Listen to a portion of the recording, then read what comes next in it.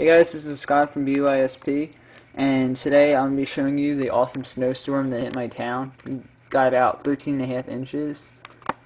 You see, snow plowed a pathway.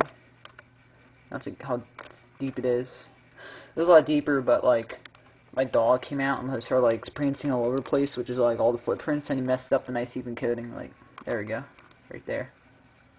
Like, here's my dad's tire, which is a Durango, and the tires are like 20 inches high. So, it's more than halfway up the tire. On the roof's pretty thick.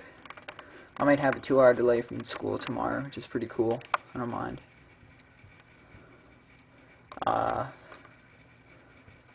pretty much it. Area, and the air conditioner.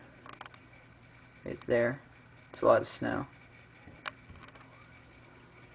But yeah, that's pretty much a snowstorm. Dumped like I said, 13 inches, and it was a pain in the ass to shovel, but it looks really good. And yeah, bye. Hope you guys enjoyed. Remember, snow rocks.